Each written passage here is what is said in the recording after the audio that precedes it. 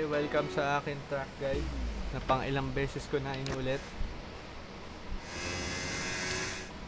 So, dito, nakadepende sa downforce mo kung may maglilift ka sa ibang corners. Magdedepende din sa downforce mo kung magtatap ka lang ba ng brakes, magda-downshift ka ba. So, dito sa setup na to, which is nakuha ko kay Kuya Jerry, medyo mataas downforce niya. So may mga trucks na normally flat out or downshift lang na magbe-brake ako para kasi sanay ako dito sa setup namin.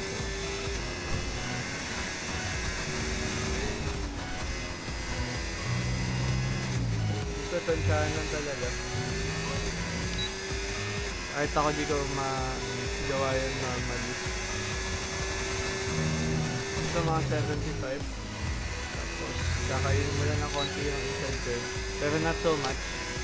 Natatalbog ka or magiging validate ka. Tapos dito mga 80 meters. Kakainin mo yung red part. Tapos squeeze mo yung throttle third or second gear. Tapos dito around 80 din or 100.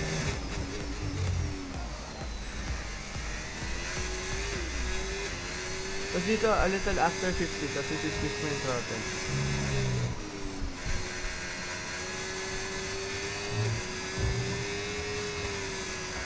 Dito, madalas downshift ako dito, pero whatever.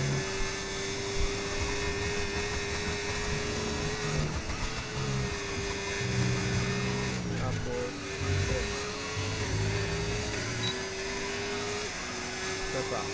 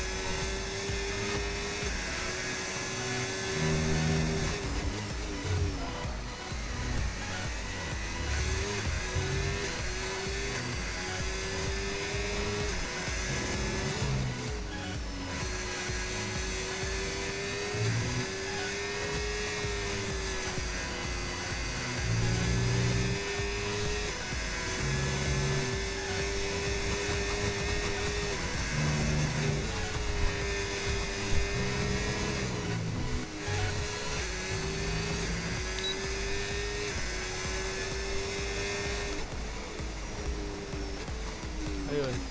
Ayoko magbatak masyado dito. I'll send you a lap pag ano.